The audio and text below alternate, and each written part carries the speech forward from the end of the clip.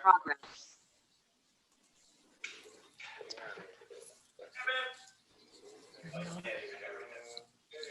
You're not muted.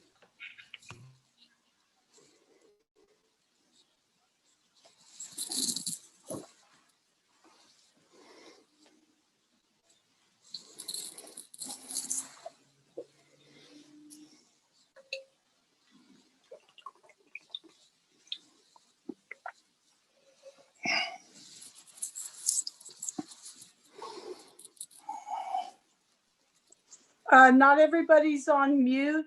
I'm hearing a lot of background noise. Oh, but hi, everybody.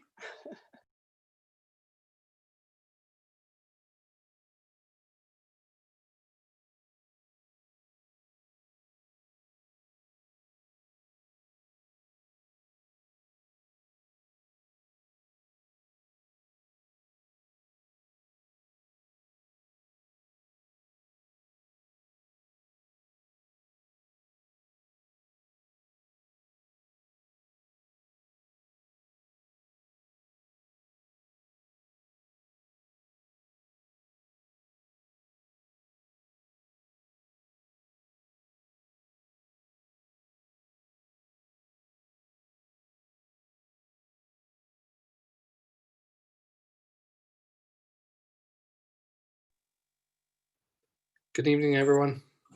Hello.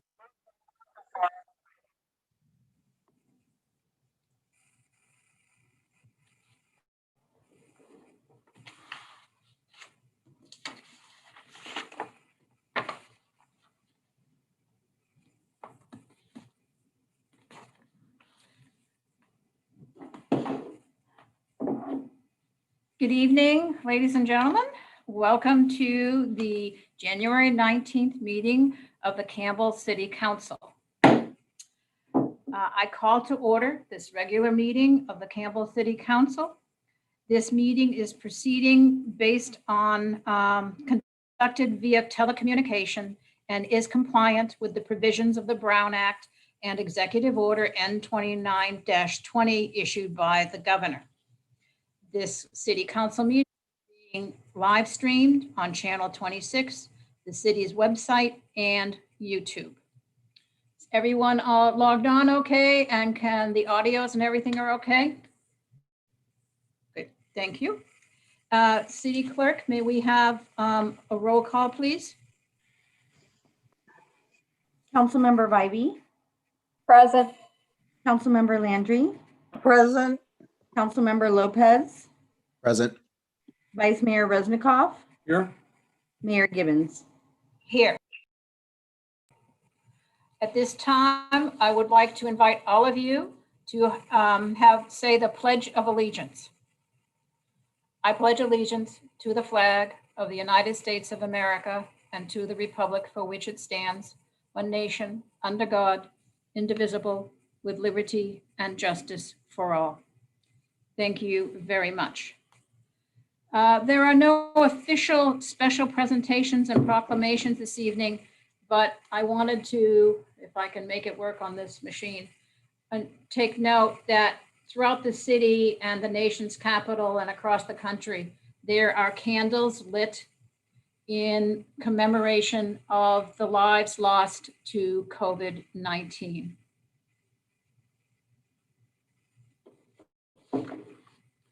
We will now begin with the remaining 4 sections of the council meeting, oral requests, and they would be followed by a discussion and approval of the consent calendar.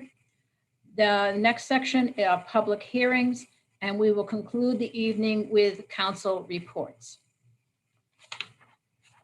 So oral requests. This is the portion of the meeting which is reserved for persons wishing to speak wishing to address the city council on any matter not on the agenda. These members of the public wishing to participate are asked to register in advance of the meeting using the link provided on the agenda.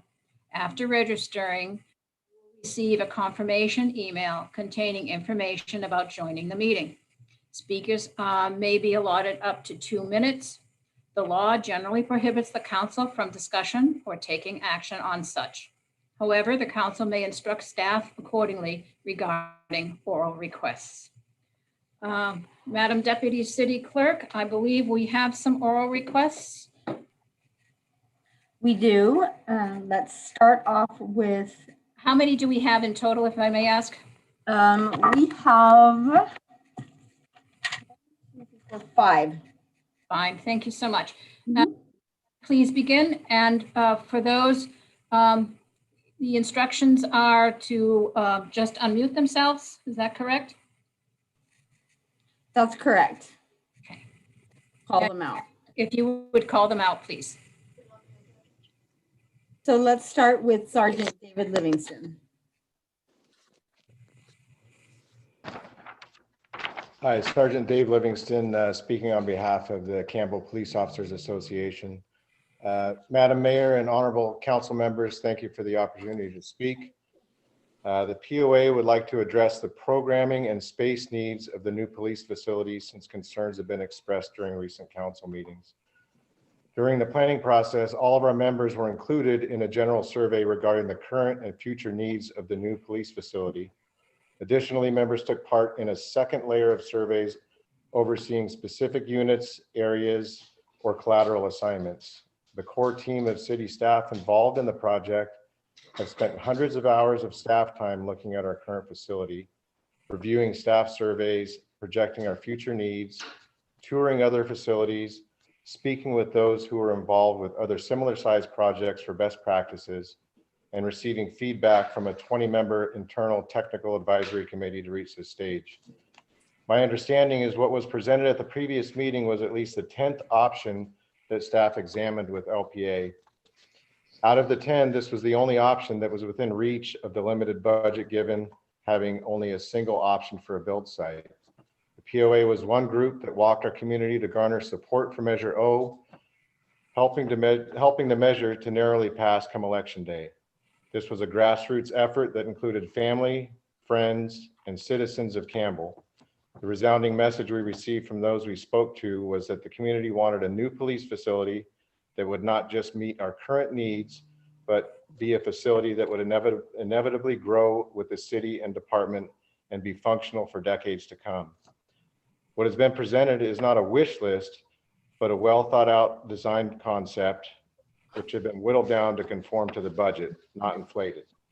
We may not be able to give the voters everything they expected from Measure O in a new police facility based on the budgetary constraints, but we should strive to get as close as possible. The project budget is already limited, and the mayor has brought up numerous times we have a fiduciary responsibility to the community. It's my understanding that every month we delay this project results in an additional cost of tens of thousands of dollars, leaving the city with less and less money for a project that is already on a razor-thin budget with its numerous constraints. The Campbell Police Officers Association urges the council to move this important project forward. Thank you for your time and consideration. Thank you. Our next speaker, please. The city clerk would announce, please. Now we have Carol Hoffman. Hi, my name is Carol Hoffman, and I want to thank you, Mayor Gibbons and council members for hearing my concerns. I'm a Campbell Police Foundation board member and a Civic Improvement Commissioner, and I've been supporting both the Campbell Police Department and the library for many years. I'm just discussing from the council meeting of January 11th regarding Measure O. When Measure O was passed, it was for both the library and police department projects. And I was part of the team for this measure to donate and walk to support getting the votes out. Campbell Police Department supported, Police Foundation supported that as well.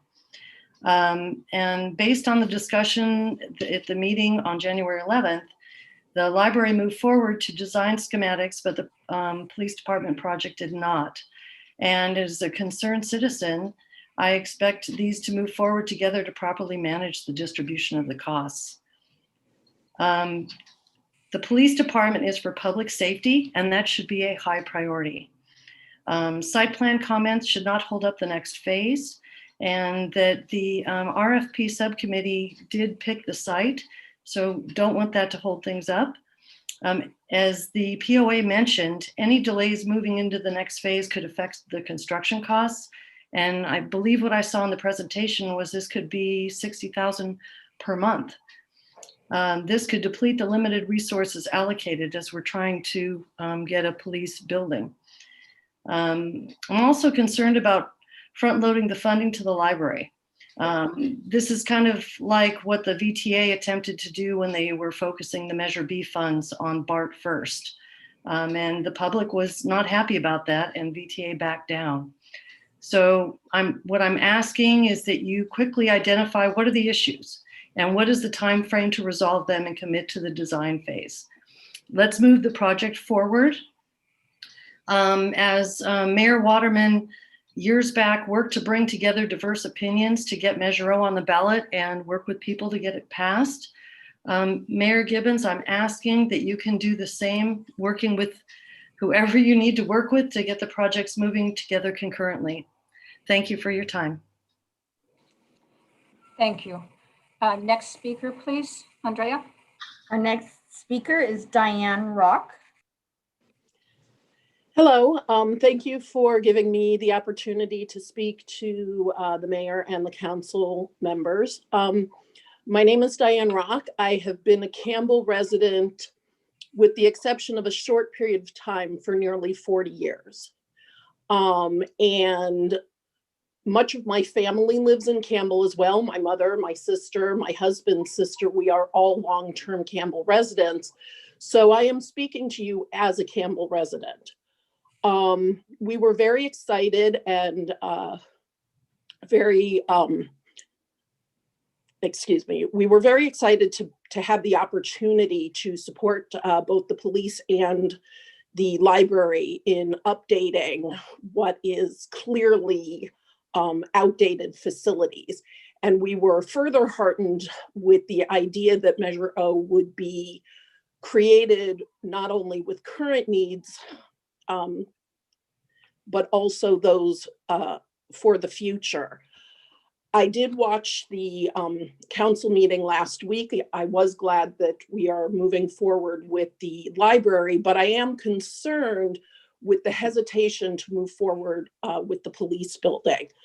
I am pleased to hear Mayor Gibbons say that she wants to be a good steward of the taxpayer money, but I am concerned that we will be penny wise and pound foolish by delaying moving forward. Many of the concerns that were brought up last week seem to be on the further end of decisions that need to be made. And I would love to see the council look at making those decisions that need to be made now to move the project forward without needing all decisions made to make that same decision. So I call upon the mayor and the council to please look at moving forward with the city, with the police portion of the Measure O funding. We passed it and we're looking to our city council to represent what it is that the voters have said they wanted. Thank you. Thank you very much. Next speaker, please, City Clerk. Stephen Saunders. Yes, thank you, Mayor Gibbons and council members. I also want to comment on the January 11th study session.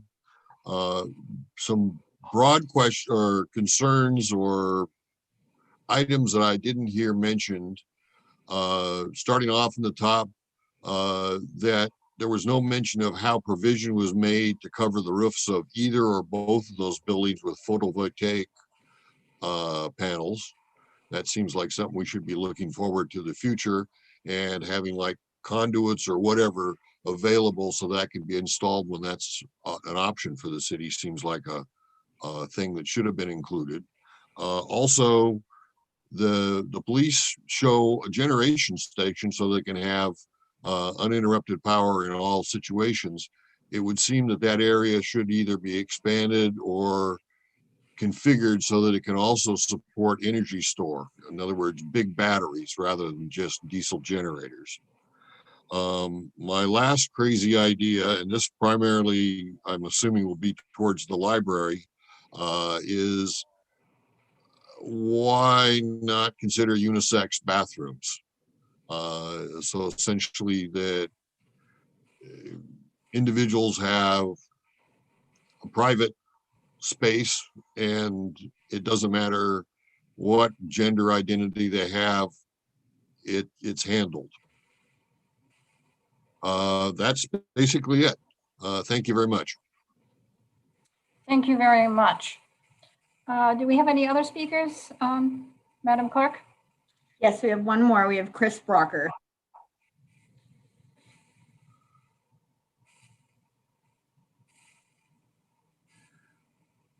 Chris, you're still muted. Can you hear me now? Now we can. Thank you. Okay. Well, good evening, Mayor Gibbons and council members. I'm here to address, or online to address the council on the same topic, the Measure O project.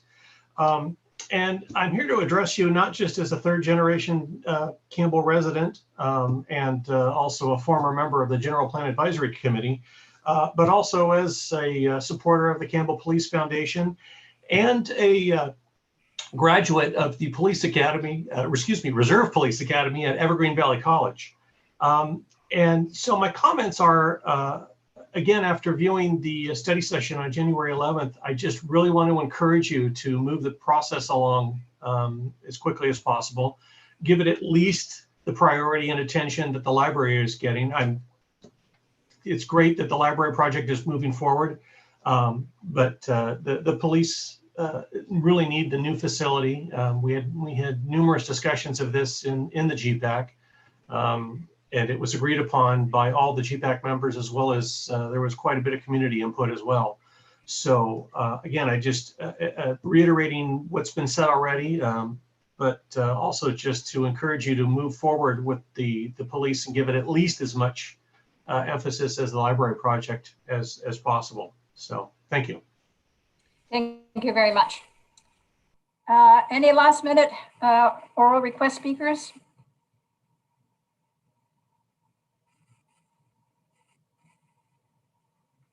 Madam Clerk? We do not. Okay, thank you. So as we've indicated, the council cannot take any direct action on items addressed in the oral or raised in the oral request. However, we can ask staff for any comments or clarifications that might be warranted at this time. City Manager? Thank you, Madam Mayor, members of the council. I did want to address the comments were made, and I think like the commenters, we all have the best interest in Campbell in mind and wanting to move both of these important projects along that the voters supported. And as was said on the January 11th meeting, there were several questions asked from the council that related to site planning, grading, programming, cost estimation, to name a few. And our intent, and I believe without speaking for the council's intent to try to bring back some responses to those comments and questions at the earliest possible date. It's our intent on a staff and council level to keep this project moving. And that was part of the reason why we met on the 11th. That discussion was originally intended to be this evening. So by meeting on the 11th, we've accelerated that at least that discussion at least a week earlier. And it's our goal, as I said, to bring back some responses to that so we can together move this project forward in a responsible fashion. Thank you, City Manager Leventhal. Appreciate that. Council announcements are the next section on the agenda. And they are: the City of Campbell continues to work closely with our partnering agencies to monitor how the coronavirus is impacting our communities.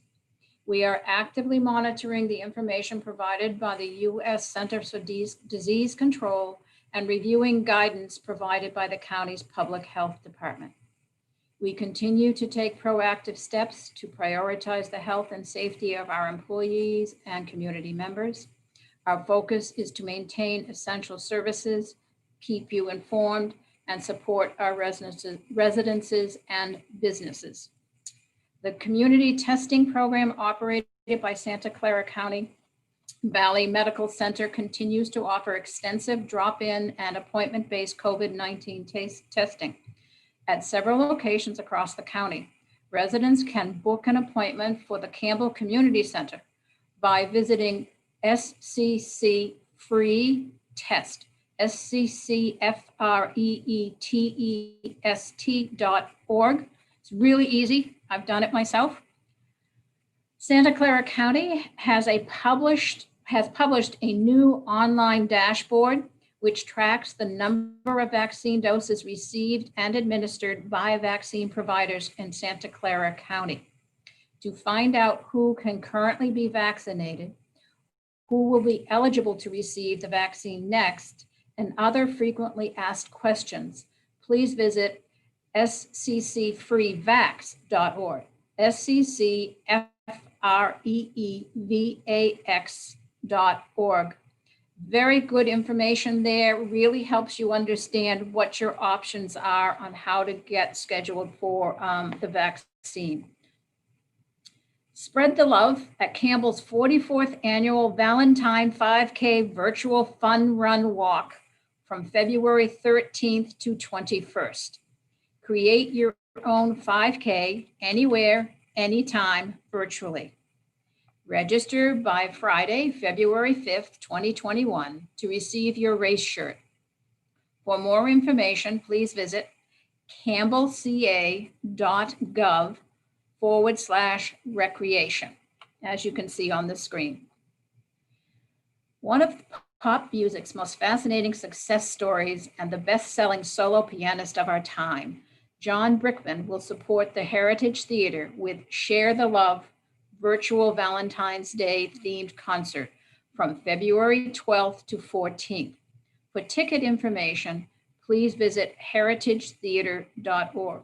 I'm sure everyone knows supporting the theater is really critical at this time. So thank you very much, John Brickman. The Campbell Museum continues to present History at Home and Tasty Tuesdays. History can be brought to you via Zoom. Each month, History and Home will feature a guest speaker who will present a topic, share a slide presentation, and answer questions.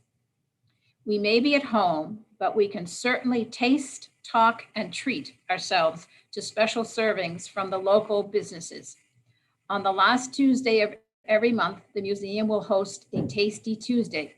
Each month will feature a different business that will include links to pre-purchase whenever available tastings and to be sent directly to your home.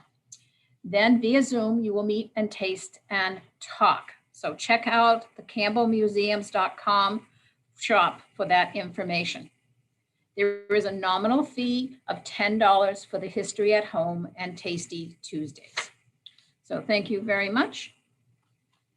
We will now move on to the consent calendar.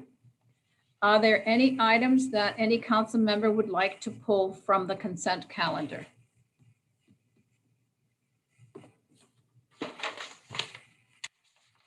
Seeing none, the chair will take a motion. I'll move consent. Thank you. Second. We have a motion from Councilmember Resnikoff and a second from Councilmember Landry. That was, and Vice Mayor Resnikoff, beg your pardon. And we don't need public comment on this, right? So we can go directly to vote, please.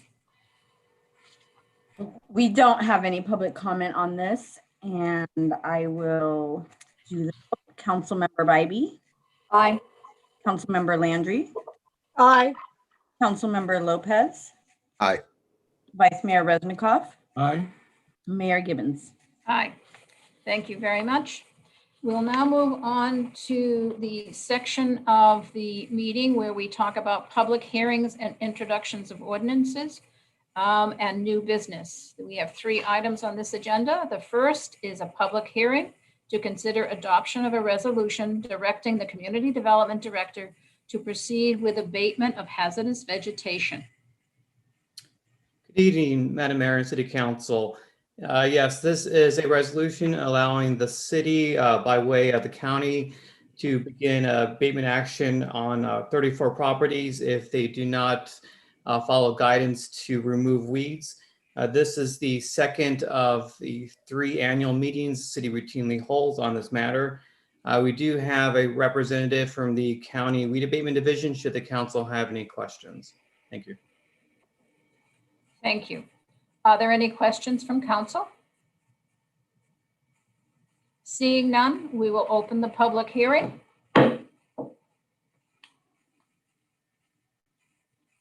No questions from the public, Madam City Clerk? We do. Chris Brocker. Thank you. Would you go ahead and open up your link? Can you hear me? Yes, thank you. So again, Chris Bracker, longtime resident, 3rd generation resident of Campbell. And I just want to comment on this process in the sense that, you know, I'm aware of the list of what you referred to as problem properties in the city. You know, I even have one of them, or actually a couple of them, within a block and a half of my own home. So I'm aware of these kinds of properties and their impact on the city and various neighborhoods. But I just want to caution about the use of an ordinance like this or a process like this.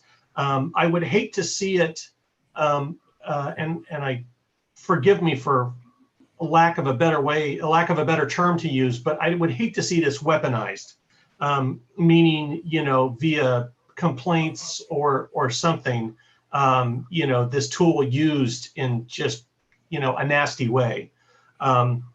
Granted, it's a tool and I understand that. And when I was on the GPAC, I was all in favor of providing Paul Kermoyan with every tool that we could equip him with. And I understand that that's what this is. You know, but for example, I think it was in October or November of 2019, I was a little surprised when one of my family's own properties over on White Oaks got added to the problem property list. And I thought we did a pretty good job of weed abatement. So, I mean, we keep an eye on it on a regular basis. And whenever we notice the weeds growing, we knock them down, or we, you know, have a friend with a tractor come over and disc. So, you know, so again, I just, you know, I'd hate to see this used in, or misused, I guess is what I'm trying to get at. So also, this is something that as part of civic improvement, I'm hoping to address. I'm hoping to form a volunteer group of people who can go around the city and help specifically either fixed income, low income, and or elderly homeowners in Campbell with needs like this, so that it doesn't ever reach this stage. That's an idea that's kind of in process, but just something to consider or think about when addressing, you know, a program like this. So thank you for your time. Thank you very much. Daniel, I'm not sure if you or the county representative might just say a few words about the fact of this process has been existing for many, many years. And I think the city is just complying with county regulations. Correct. The process has been codified. Apologies. The process has been codified in the city's zoning code for many years, and through the contractual arrangement with the county is executed annually. It's simply a more expedient manner to deal with a recurring weed issue as opposed to our code enforcement division, which is already heavily taxed with often more pressing matters.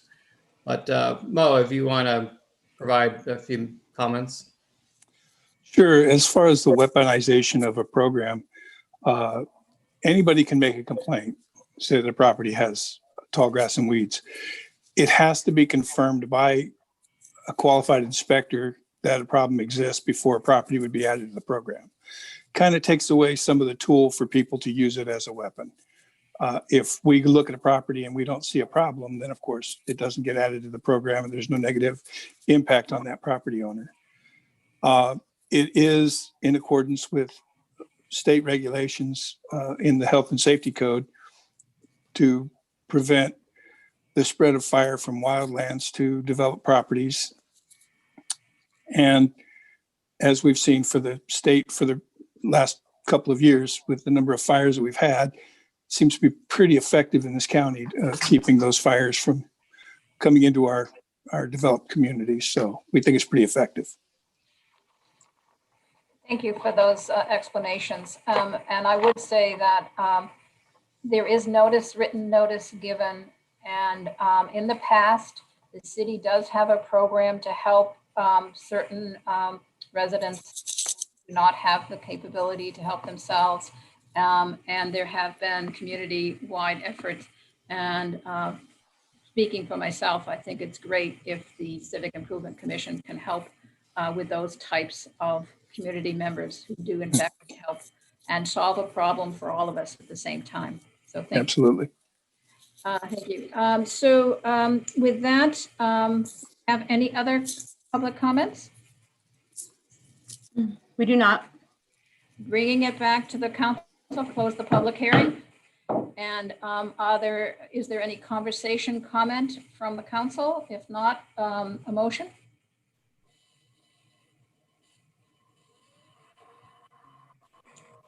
I'll make the motion. Go ahead, Vice Mayor. Move that the council adopt a resolution directing the community development director to proceed with the abatement of hazardous vegetation by the Santa Clara County Environmental Protection Agency. And I'll second. All right, so we have a motion by Vice Mayor Resnikoff and a second by Councilmember Bybee. I think you snuck in there. May we have a roll call vote, please? Councilmember Bybee, Aye. Councilmember Landry, Aye. Councilmember Lopez, Aye. Vice Mayor Resnikoff, Aye. Mayor Gibbons. Aye. Thank you. That motion passes unanimously. Moving on to new business, item number 7. The council is asked to receive a monthly fiscal update for January 2021 and asked to provide feedback and direction on prioritization of services and implementation of corrective budgetary actions if such actions become necessary. And we have a presentation, I'm going to guess from finance. We do. So I'm just going to share the screen here quickly. Thank you. This is Finance Director Fuentes. Thank you.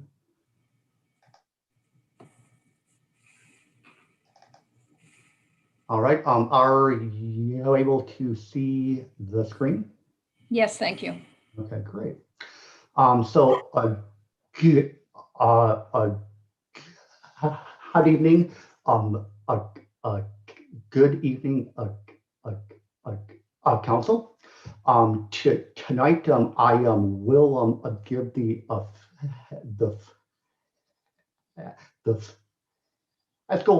the fiscal update for January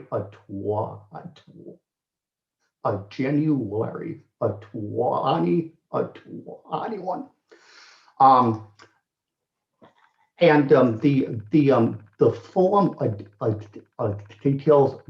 details of the update are contained in the agenda report for tonight. But I also will go through some key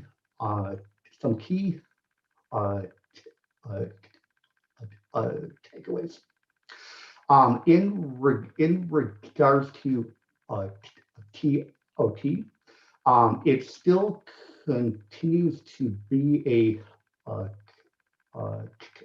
concern due to COVID, due to a different public health restrictions. It still is an area of concern. And it could miss some targets by about the one point of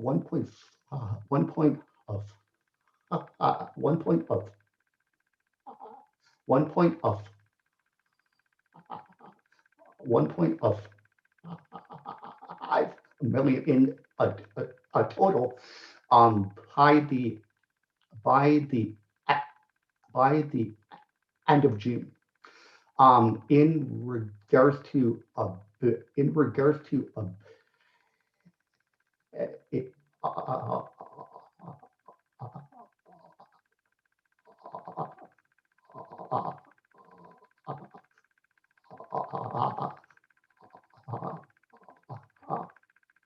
business taxes, we did see a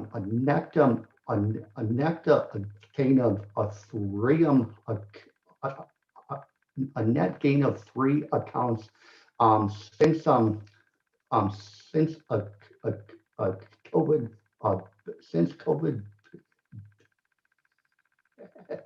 COVID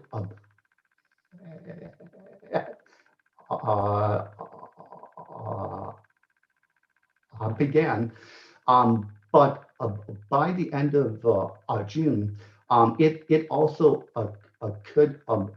could be below the year-end targets by about 100 to 150 K in a total. And the economy in general, it's definitely slowed over the past couple of months due to the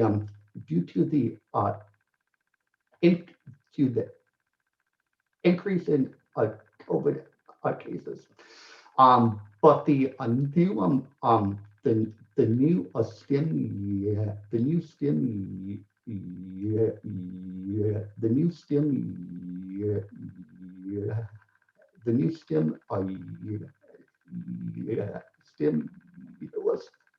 bill that was just passed by Congress in December. It should help.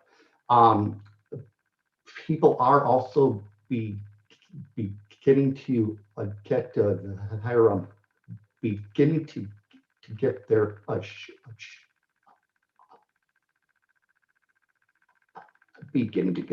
shots, which will also help to bring COVID under control. And also there could be additional aid. Had aid also to a state and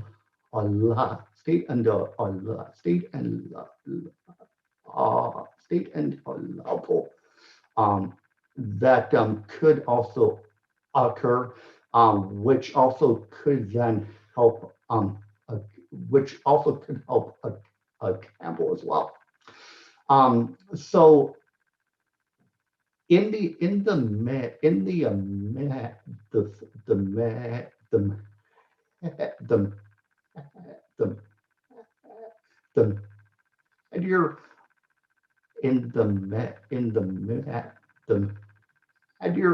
update, which will be coming to council in a month. We will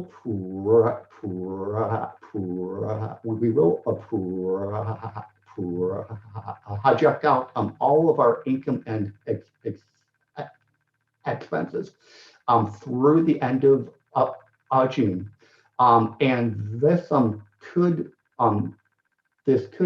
mean that the deficit that we've shared with council in the in the fall could grow as well.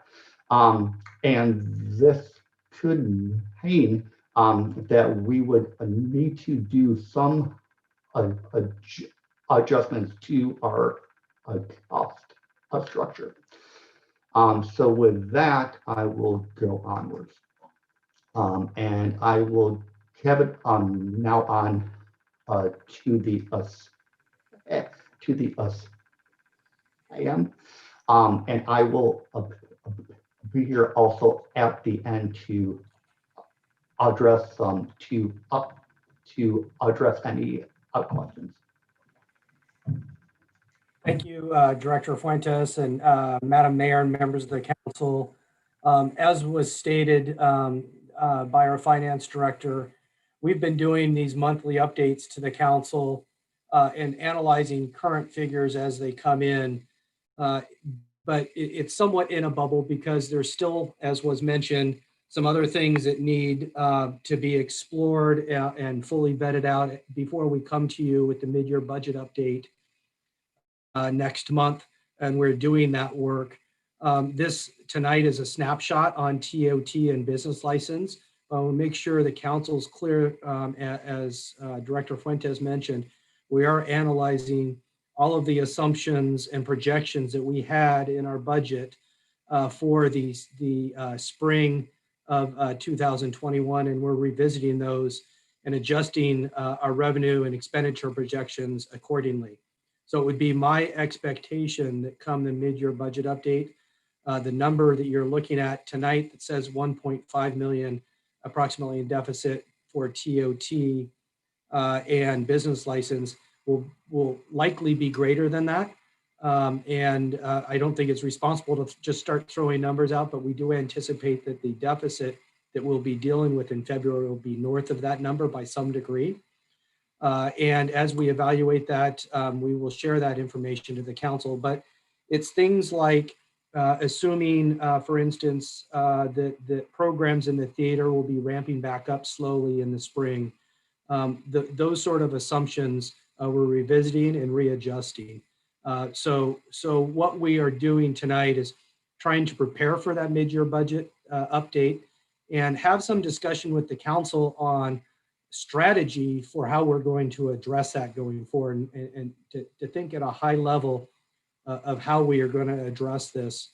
And what we've done is based in large part on feedback from the council is looking at the services that we offer in all of our departments. And we've tried to provide you a matrix of those services. It's included in the packet as an attachment. And this isn't perfect, but it's a mechanism for purposes of discussion on beginning to look at where we could possibly look at savings through reduction of level of services, through things that are non-essential or things that are within our control. And so we've essentially broken the service matrix up into what I'm showing here on the screen as a priority 1, priority 2, and priority 3. And the staff report tries to delineate the difference between those. And essentially what we are saying is the priority 1 service are either external factors or factors required by law that city needs to address that we really don't have a lot of choice about. Priority 2 are things that we may feel that strongly about, but in some way they may be controlled by the city, either by modifying a level of service or by modifying the timing of a particular action or priority. And then for priority 3 that we say is desirable, these again are internal factors that we the council may modify. It wouldn't be unusual to see an item that may be essential, but there may be elements of it where perhaps we could look at a consideration of reduction of services. So I think it's a 3-part formula. We've tried to lay that methodology out. We are asking the council to give us some preliminary feedback on that tonight and asking for your direction to come back in February with a plan of how we would implement that and be prepared to hit the ground running come the February mid-year budget update meeting. And so We're asking if the council has feedback on those priorities, that we'll take that this evening. And some of those are going to have to be vetted out a little bit when you look at those broad categorizations. I'm sure that there's some things that we may not all agree on. There may be things that staff lists as desirable, but yet the council feels is more important. So if those things are called to your attention, we're asking that you share that this evening. I did want to point out with regard to the desirable category, when we mention things in the staff report, such as strategic planning, not suggesting that the exercise of doing a strategic plan is not essential. Very much so. We need to do more strategic planning now than ever. But what we're mentioning really in that desirable category are the timing, the level of service, the things perhaps in that strategic plan that we can control. There may be things, for instance, that the council prioritized last year when we had our council prioritization meeting in budget discussions that were really done prior to COVID or without fully understanding the impacts of COVID. So it's an exercise in revisiting those things, not an exercise in not being prudent in planning. So I did want to make that clarification. The other thing that I would note that we're monitoring is, as Director Fuentes mentioned, any state or federal stimulus or assistance that may be coming. We do know in the existing bill that has already been approved that there is a pool of money for entertainment venues. We believe that the theater may be very likely candidate to seek some expenditure reimbursements through that account. We're flushing that out. And as we know, President-elect Biden has also proposed an additional stimulus package that would contain, if approved by Congress, some financial aid to cities and state. And we're still working through to understand what positive impacts that may have and whether or not that may come to fruition. That's not to say that we're dependent upon those things, but we want to be able to fully paint the picture for you when we come to you in February. And I felt it was important in the context of what we're talking about tonight. We're not talking about a mid-year budget deficit of 1.5 million. Again, as we look at some of those other assumptions and what we are working on, very likely that number will be greater than that. And that would be my anticipation. So when we speak to it being prudent to consider existing services and expenditure reductions, it's based not on 1.5 million, but something greater than that. And the desire to maintain our reserves to the greatest level possible, as was suggested by the council numerous times. So we're trying to balance that all for you and hit the ground running come February. So we're more than happy to take feedback on the service matrix it's proposed or any other methodology that has been discussed and help answer your questions on those if there is any. So with that, we're asking again for your feedback on the prioritization of service and the implementation of a corrections strategy if it becomes necessary. What I'm asking for the council to consider this evening is to provide feedback and then if appropriate, asking the council to direct staff to come back with an implementation plan that will have fully vetted out all of these prioritization of services and have an actual plan come February 16th that we could propose to the council that has real budget figures and clearly articulates where those cost savings and expenditures will be. So with that, I'm available for questions and I know Director Fuentes is as well. So thank you, Director Fuentes and City Manager Leventhal. Thank you very much for the report and the information. We will go to council for questions and then open to public hearing and then come back for council discussion. Are there any questions from the council at this time? Councilmember Landry?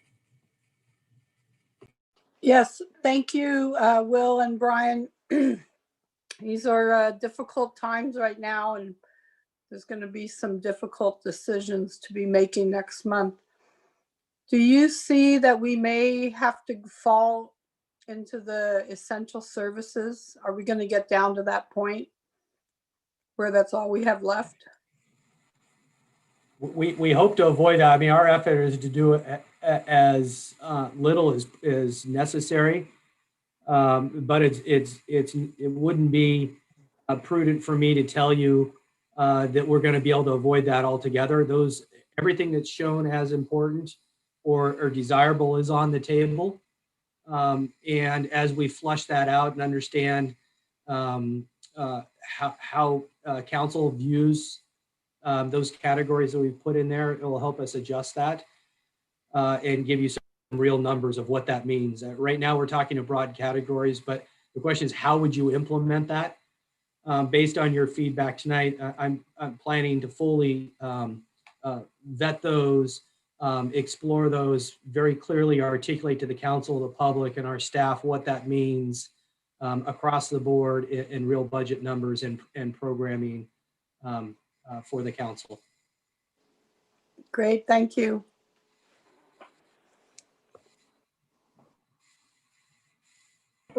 Councilmember Lopez. Thank you both for the presentation. Brian, I have a question on page 91 of the packet of the PDF about the prioritization. Could you expand a little bit on the last item under Community Development Administration, Plan Bay Area 2050, and particularly RENA and what that looks like and why those were lower ranked? It's my understanding some of that we're obligated to participate in, but just curious what you're thinking that would look like. So I appreciate the question, Councilmember Lopez, because this is another confusing one where we speak to participating in Plan Bay Area 2050 and RENA process.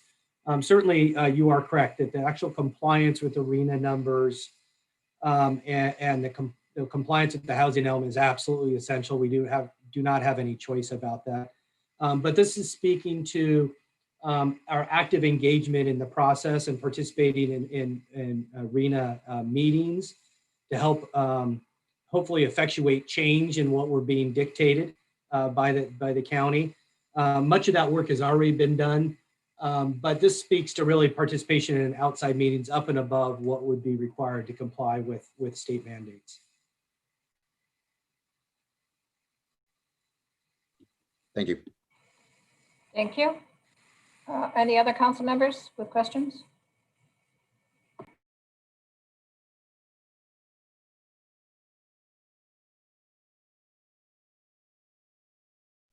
Mayor, you're muted. As we've said, those are the famous words of 2020 and now 2021. Thank you. To respond to your question, we have had staff work on the Plan 2050 and RENA numbers for the benefit of the city. And in fact, our RENA allocation went from 3,964 down to 2,850 or so. I don't have that exact number. So the benefit of participating and actively engaging in that work can be demonstrated.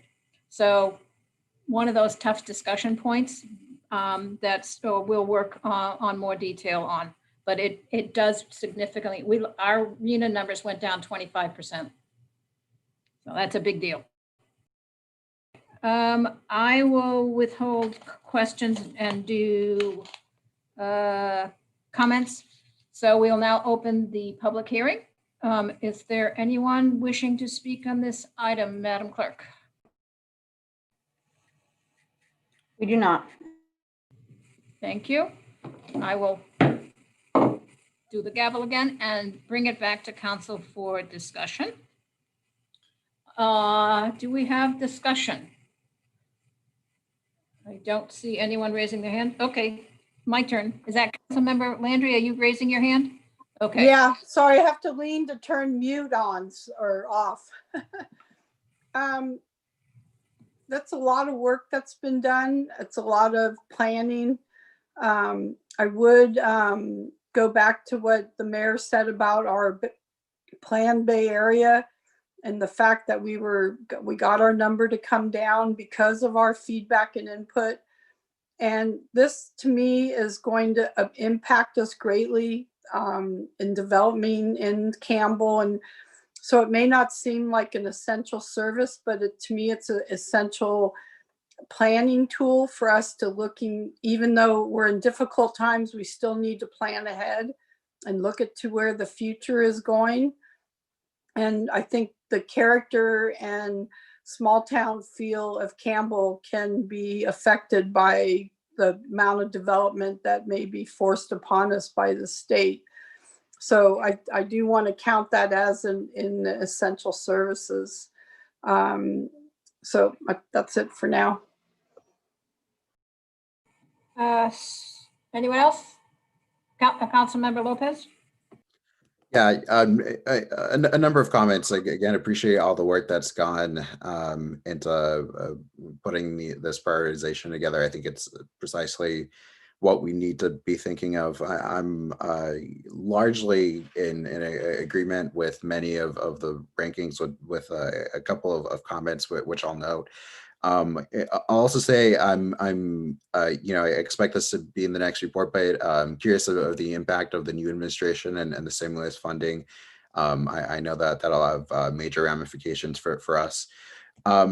I was particularly concerned in when reading the staff report about the expected timeline for vaccine distribution. I think we're seeing that certainly in our state, but even across the country, the many issues with distribution and the many variances that can happen. So, and I believe the timeline that we were operating on, and this has ramifications for some of the revenue streams coming in, was mid-year of 2021. I'm very concerned that I don't think we can be operating under that assumption. I'm heartened to hear that from my discussions with staff. It sounds like you're thinking, if I characterizing this correctly, may already be going in that direction. But I would just emphasize that if that's going to have additional significant impacts on our budget, I want to make sure that we're being realistic about that. Just a few comments about the matrix and the priorities. In addition to the discussion that we've already said, Councilmember Landry, I appreciate your comments about the need to look to the future. I'll add to that another example, the online permitting system, which I think is important to be able to really move us. And I think in a post-COVID world that we're going to be operating in, there are opportunities to improve how people access our services and make them more accessible online. So I don't want us to lose sight of that.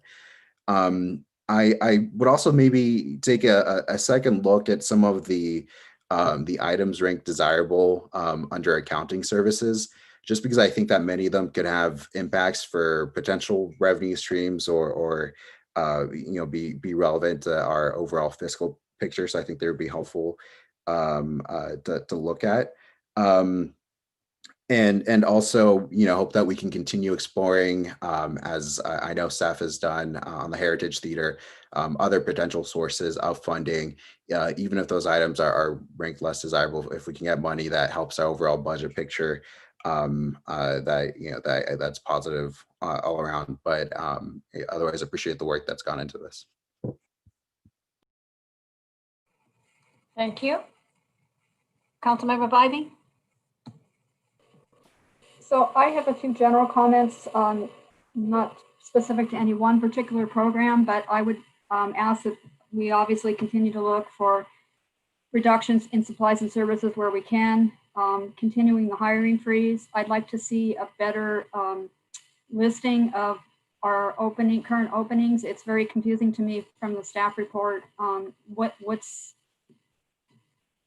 positions are open, what are being filled, and I asked for that, but I didn't get really clear clarification on that today or yesterday or Friday. So I'd like to have that available at the next go around. I also think that we do need to be cautious about overestimating our revenue streams and really be more cautious so that we're not overinflating what we think we're going to be taking in as revenue, and looking at the programs that are revenue generating that aren't producing revenue right now, and what we can do to try and create some revenue or put a hold on some of those positions, those programs, since they're not producing revenue. I don't think we can continue to sustain that over longer period of time.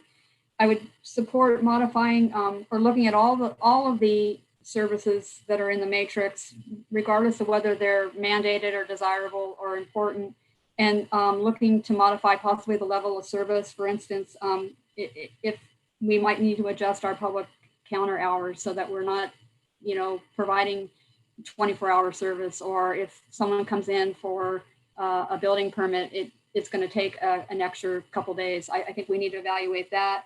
I also think that we need to continue to contract city services where we can and add to that if we can. I know we do some now, but maybe we need to do more. And also, I think that we need to adjust some of the maintenance activities where appropriate, so that let's say we don't, and I'm just throwing this up in the air, or off the top of my head, not mowing the lawns, every other day, maybe doing a modified schedule so that our service level is reduced, but we're still providing that service. So I would ask staff to look at those types of possible modifications to the service level. Councilmember, thank you, Councilmember Bybee. Anyone else? Councilmember Resnikoff? Yeah, thank you. Resnikoff. Well, to start with, I want to thank staff, especially Director Fuentes, for the overview. I think the slides that you did with the overview, without going into the detail, we got to the gist of it. So I appreciate that, narrowing that down. I think Councilmember Bybee hit the points I was gonna say. We have to be watching the revenue very closely, because every point we've been through over the last 10 months or so, looking at revenue, we make assumptions, and a lot of them are guesses. We just don't know. So let's watch that. I think she made a very good point. I'll say in evaluating service levels. There may be opportunities to reduce service levels and reduce substantial costs by doing that.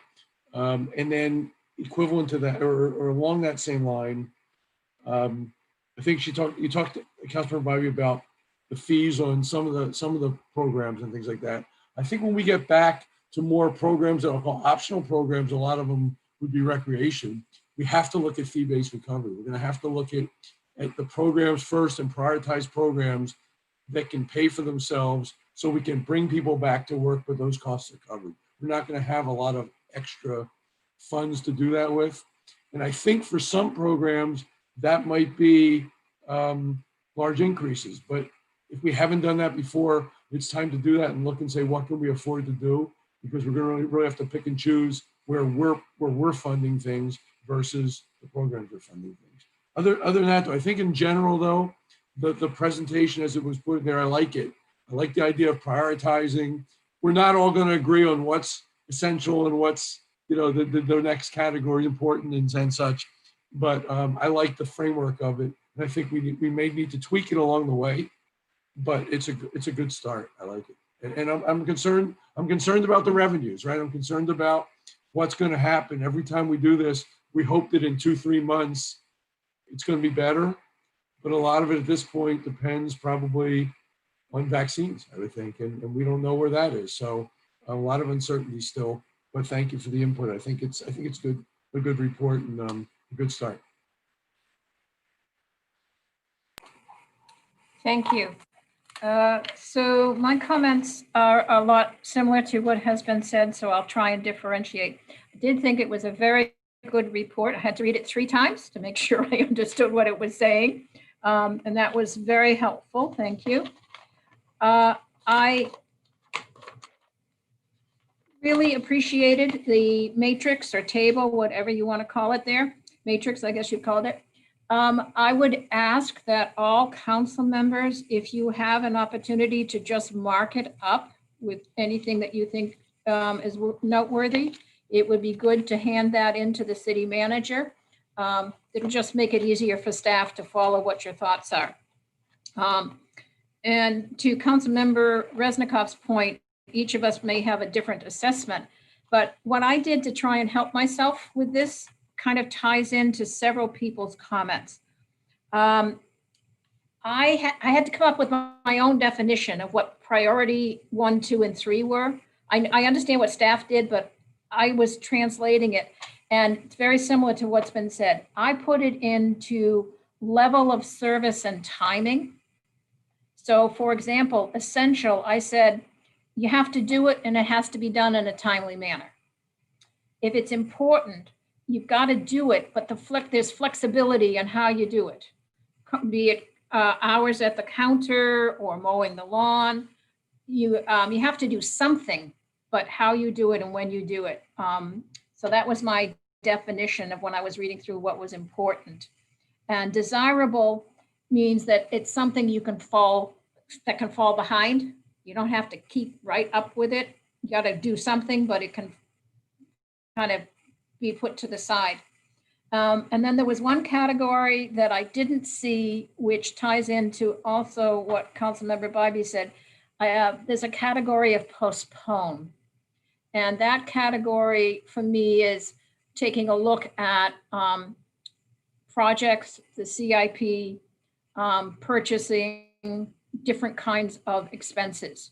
So I would like to see when we get to a more detailed discussion to make sure we include those kinds of things.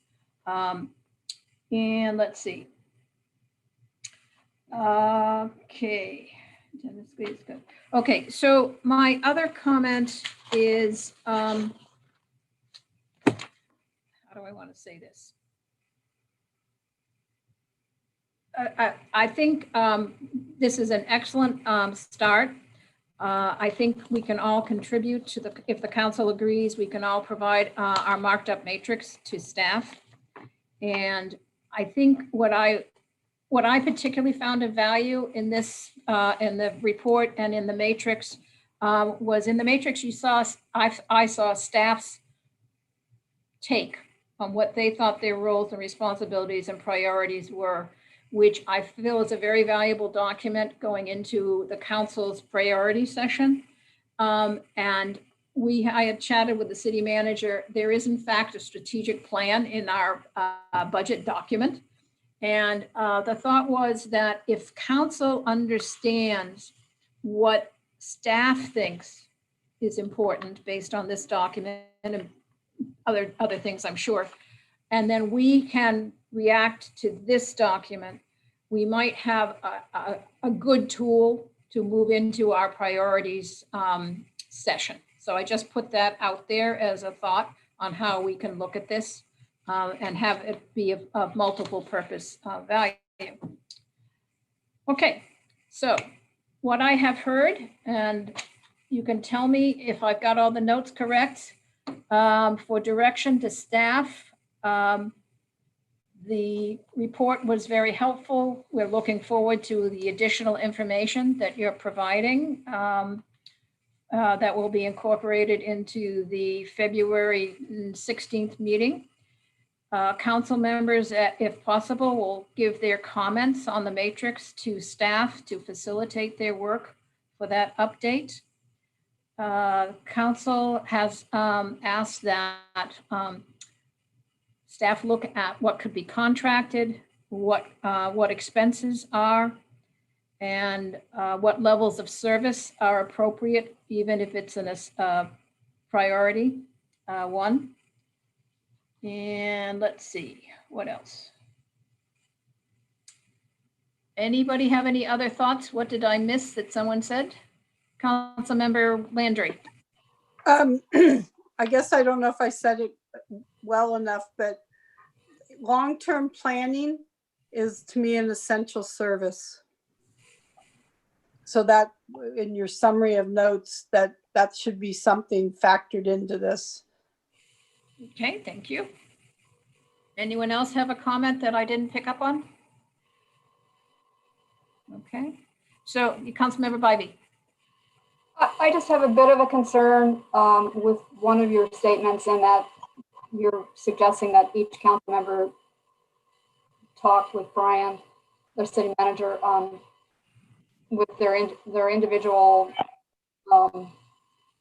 support or suggestion for possible reducing, and then which leads to some lack of transparency, I guess, and a public discussion of that.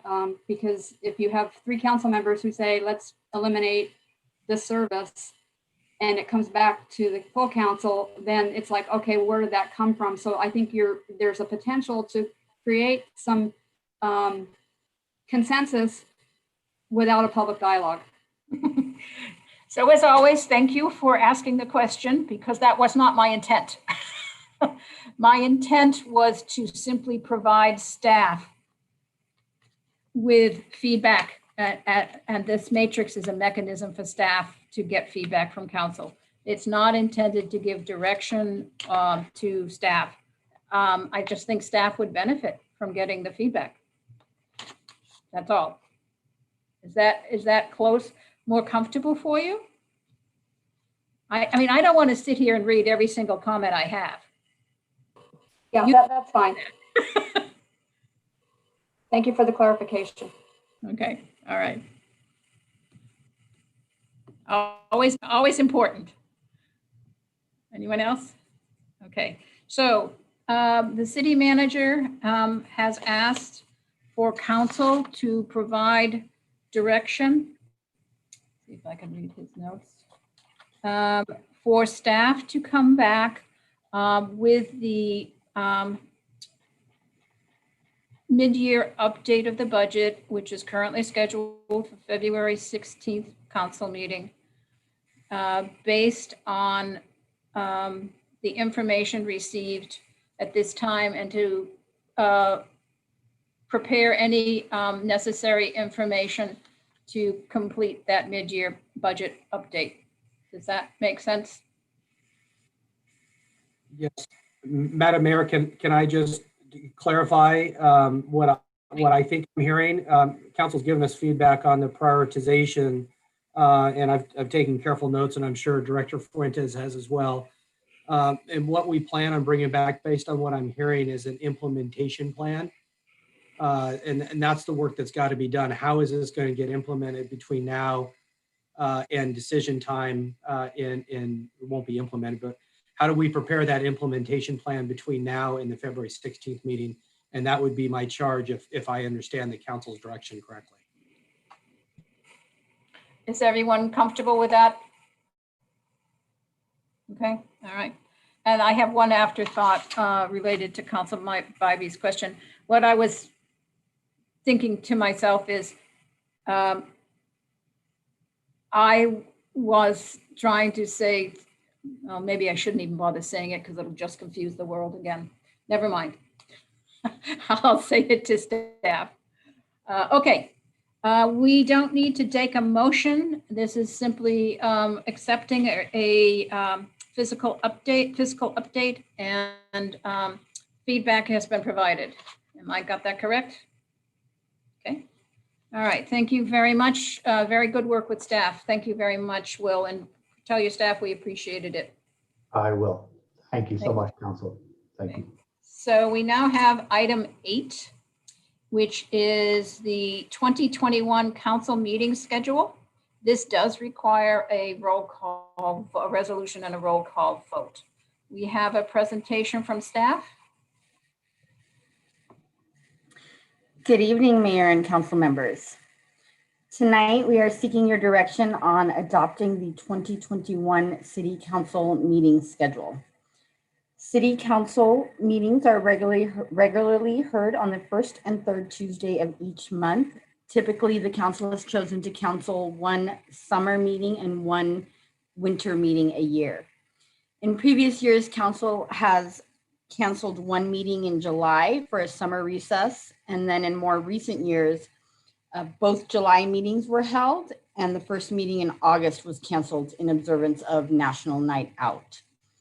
In past years, council has also canceled the second meeting in December, and then more recently has scheduled that second meeting in December and canceled the first meeting in January.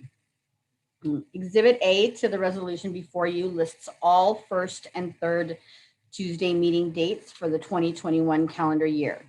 Should you wish to cancel any meetings for summer or winter recess, we ask that you define those meeting dates within your motion. This concludes my report, and I am available for any questions. Thank you, Madam Clerk. May I ask council members? Okay, I'll do this way. Any comments from council members? I would offer that history of the switch to the August National Night Out has been flexible. The majority of commissions and boards that most of us sit on do take the first week and second week of July off. And the time frame between July 20 and August 17th is 4 weeks, and the time frame between December 7th and January 18th, I believe, is 6 weeks. So as we discuss, we might want to consider some alternative ideas, such as we have done before on the National Night Out. We have done our council meeting on the Monday prior to the Tuesday. On the December meeting, we typically do our transition on the last meeting in December, partially because of the date of elections. That isn't relevant this particular year. And some other cities do their council transitions on the night preceding, a Monday night preceding the council meeting. So then you can have the new council order have a first meeting in December. Council may want to comment on having a meeting December 21st and January 4th, given how the calendar works. So comments, recommendations? I'll comment. Councilmember Resnick. So to staff, is December 21st a shutdown week? No. No? So it seems, I mean, I don't mind moving the August 1 to Monday if that frees up taking off the July 4th week. It's a trade-off. It's the same. It's 1 week either way. If, you know, we don't have an election, so there's no reason the second meeting in December can't be a full meeting. We could change leadership but still have a full meeting. So that's not a problem. So I don't think it's really 6 weeks to the January meeting. I would propose that we hold a regular meeting on December 21st. We move August, the Tuesday in August, what is it, August? Help me. 3rd. 3rd to 2nd. We can take off instead the week of July 6th and then take off the first January meeting. The problem in January is that is coming right off of a shutdown, and staff doesn't have an ability to do a full staff report and get the full notice out there. So I think it makes sense to take off the July 1, the January 1, first week each time, and just move the August 1 day forward. And we keep December 21st. Okay, anyone else have any thoughts? Councilmember Bybee? Well, I'm on my screen here. I would prefer to cancel the August 3rd meeting and leave the rest of the schedule as is. I think it's really difficult to plan for a January 4th council meeting when City Hall essentially is closed during the week between Christmas and New Year's, and it's very difficult on staff to process and get out a packet.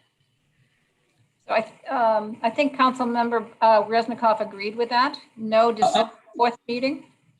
The difference would be, do we switch the July and the August off? I'm fine with leaving it as it is. It works. It was just a suggestion if people had a problem with which week we took off. I'm fine with that suggestion. I will say that it is very difficult for me not having the first week of July off because I had no break in the summer then. I have all my take the July week off.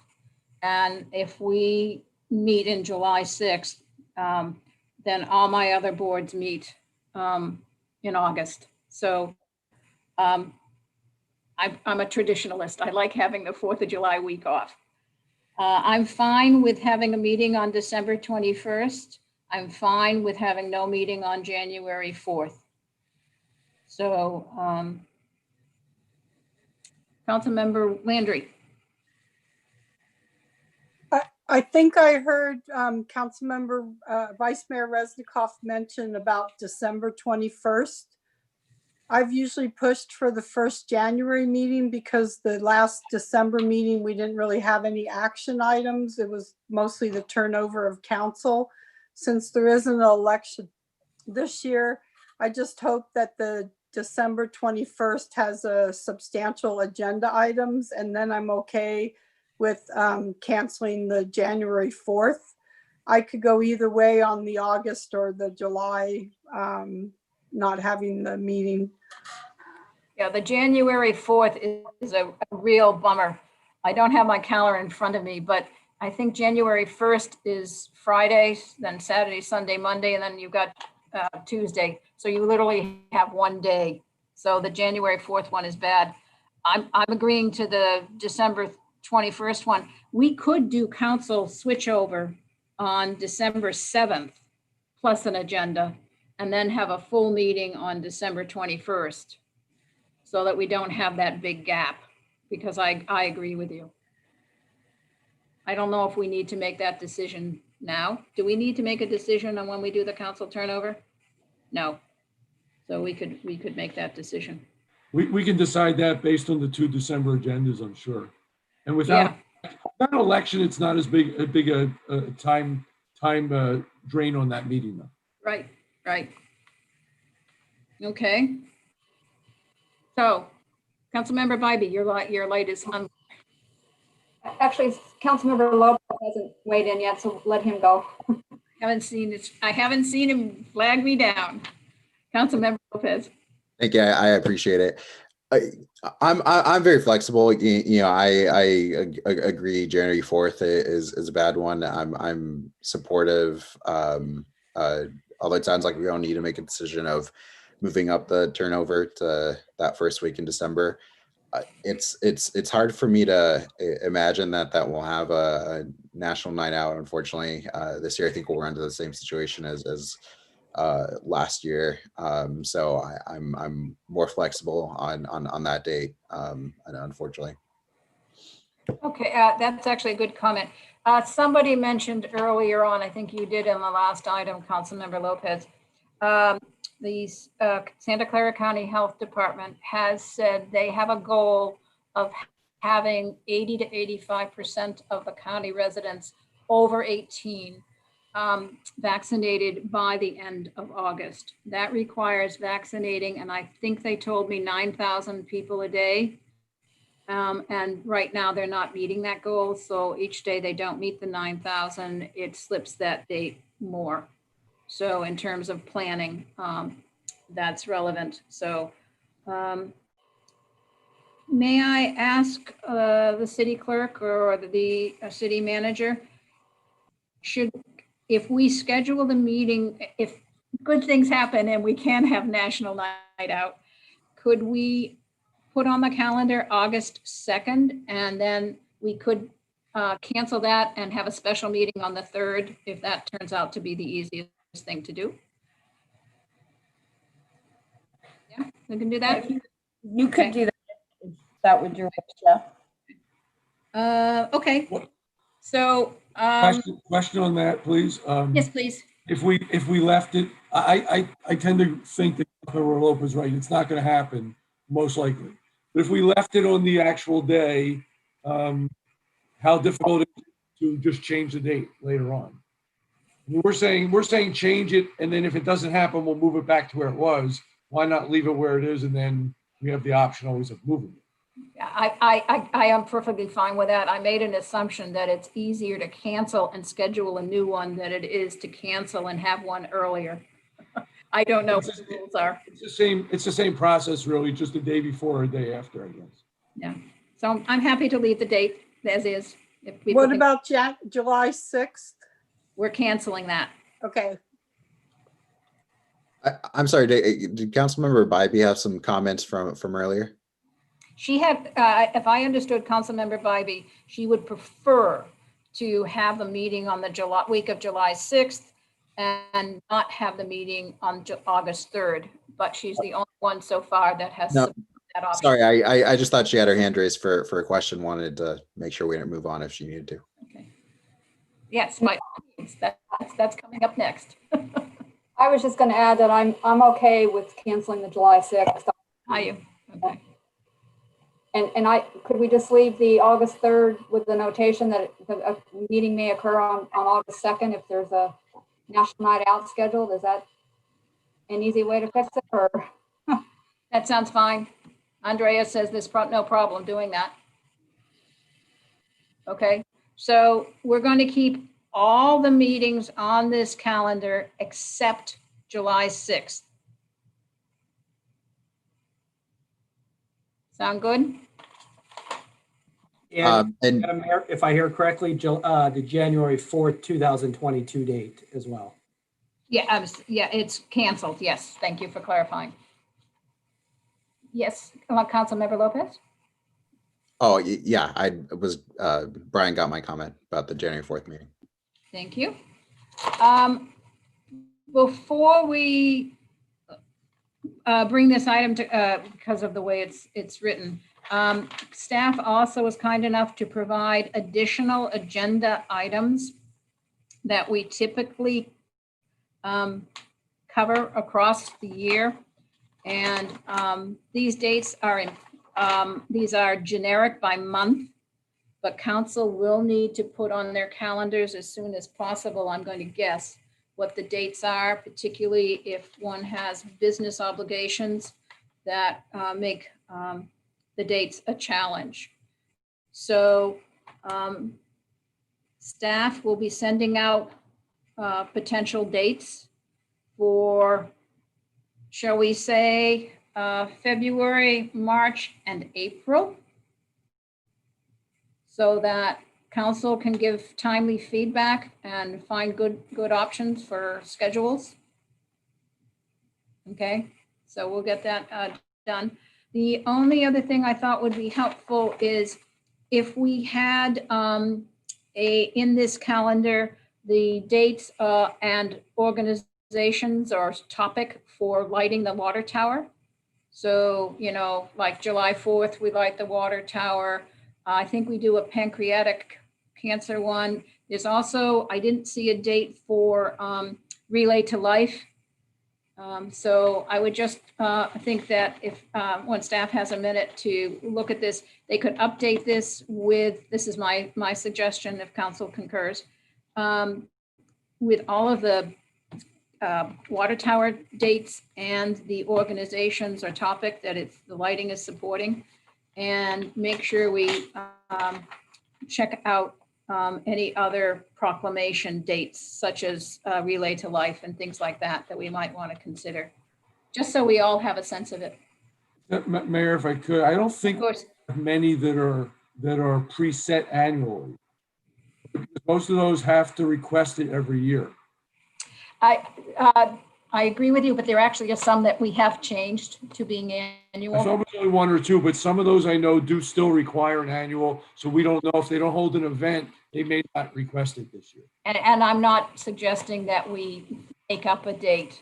I'm only suggesting what we have officially accepted. Okay, that makes sense to everybody?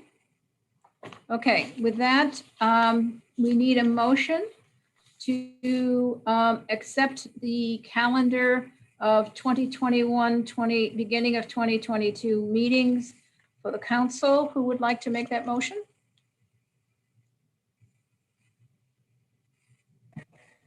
I'll make a motion that we approve the calendar as printed, except for canceling the July 6th and the January 4th meetings. We have a motion. Do we have a second? Second. Motion by Councilmember Landry, Councilwoman Landry, seconded by Councilmember Lopez. May we have a roll call vote, please? Councilmember Vivey, Aye. Councilmember Landry, Aye. Councilmember Lopez. Aye. Vice Mayor Resnikoff, Aye. Mayor Gibbons. Aye. I was just wanting to note, I forgot about it, that the budget document has a fiscal year 21 budget development calendar that might also be helpful to help with the scheduling of meetings. Okay, we are at the final section of the meeting tonight, which is the council committee reports. And does anyone have a council committee report? I'll start. Councilmember Resnikoff, Vice Mayor Resnikoff, Okay. and Councilmember Lopez. It beats commissioner, which we started at doing this year. I've learned something. I attended the West Valley Sanitation District monthly meeting, at which point we named a new chair and vice chair. I was chair for the last year. Chair is now Councilmember Turner from Montserrat, and vice chair is Mayor Zhao from Saratoga. Also attended the TPAC, which is the water treatment plant that relates to the West Valley Sanitation District, meeting with San Jose and San Jose, Santa Clara, Cupertino, Milpitas. I was just going to comment, I mentioned to the mayor, I think we have to add on to my list the Recycling and Waste Reduction Committee of Santa Clara County, because I think I was alternate last year, and Councilmember Landry can confirm that. It is on my Form 700 list, and I do get their agendas, but she's attended every meeting. I've never attended, but I think I am still your alternate. Is that correct? Yeah, and that's a appointment outside of our subcommittee. That's appointed by the county. So I don't know how, I mean, I've never been formally, I don't know how that happened, and I'm fine continuing with it, but it's not on the list on our agenda, so I guess it should be, and I'll go ahead and file as if I'm the alternate. Yeah. I don't know how they appointed it. Is Yeah. that- Does he have to be a, I would ask the city clerk to double check to see if the city has to send a letter of yeah. intent or something to the Board of Supervisors to make those two appointments. I just don't want that to get missed if we knew to Right. do that. My appointment expires in 2023. Oh, maybe it was a multiple year appointment. That could be. Mine is, yeah, mine, we checked because they had the request for new members. I'm member at large, and it's 2023. But I think he, as an alternate, has to submit that to the county. So I'm going to ask the city clerk to follow up, Yeah. just clarify that for you. Let me know, because I will file, and I'm filing either as an alternate or I'm filing as a departing member. Either way, I'd like to get it done this week if I can. So if we could just let me know. And if it's the case, we'll add it to the list in the agenda. Okay, so that's actually a good introduction to something I was going to do at the end, but I'll do it now. Does anyone else have any questions or clarifications on their committee assignments? Okay. I think the city clerk's going to follow up and check out the Santa Clara County Emergency Preparedness Council and clarify if that is in fact a mayor appointment or another Board of Supervisor appointment. I don't have that addressed yet.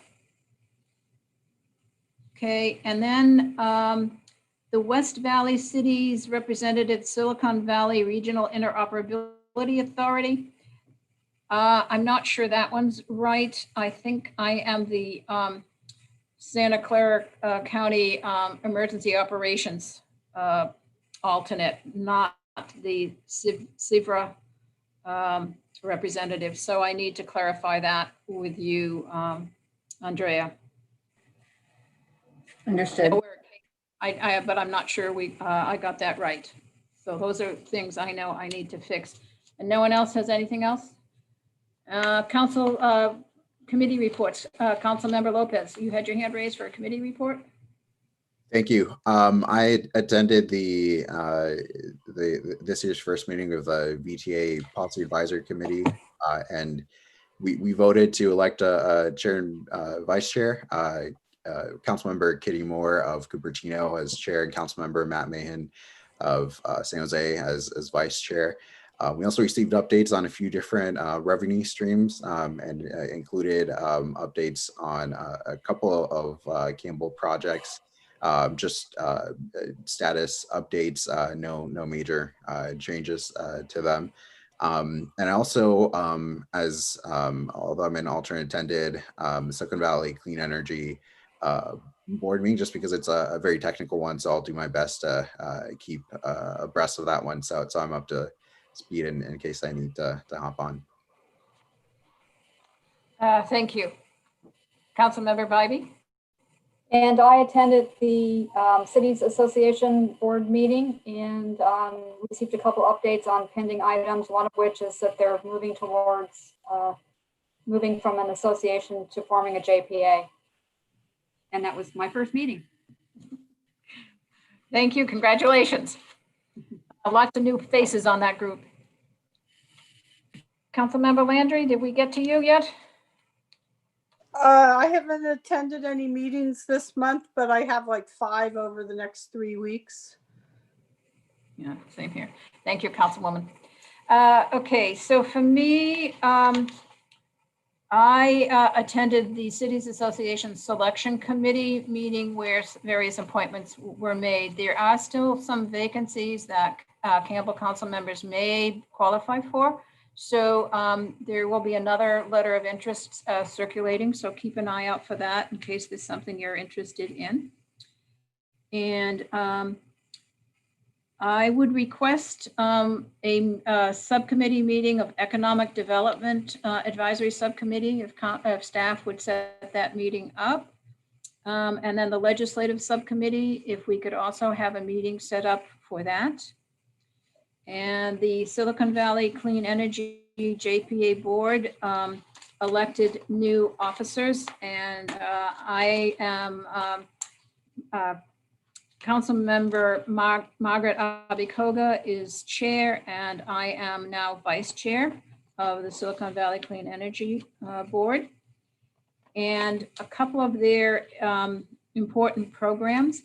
There's as you know, many utilities are not disconnecting customers. And the problem is, of course, and then there's a huge buildup of revenue loss that it's not appropriate for the utilities to take on ad infinitum. So there's a program that was put together called the Arrearage Management Plan, and it applies to PG&E and other CCAs and utility companies. And it's a 12-month program to help customers who've accumulated a significant arrearage to help them eliminate their debt. Very briefly, under certain circumstances, if you pay your bill in full this month, they will go back 12 months and eliminate your bill. They'll forgive the entire bill. So they'll keep doing a rolling. If you pay your bill now, you'll get your bill removed from 12 months prior. There are requirements. You need to be part of the California CARE program or the FARA program, and for 6 months and so on and so forth. But it's a really great solution to not having people have liens and demands for non-payment of utilities when they've got rents to deal with. So it's a great program. We just contracted for a 50 megawatt solar power system, which takes the total amount of 100% carbon-free power for all of the Silicon Valley Clean Energy users to over $1 billion. So we have contracts going out to 2030 and beyond. So that's a major concession of investment. And it was made possible because the organization received 2 investment rankings, and they just got I think it's an A double from Standard & Poor's. So solid financial management is still at a cost less than PG&E. And I would encourage everyone to look at eHub for cost rebates and lots of good information about what you can do to reduce your own carbon footprint. So with that, I think we're done. Anybody have anything I missed? No, no. Mayor Gibbons, I just want to congratulate you on your election as vice chair to that JPA. We have some really great people serving on that board. It's a cool board. Thank you. And I hope you enjoy it as much as I do. All right. Thank you, everyone. Have a safe night, and we will see you in 2 weeks.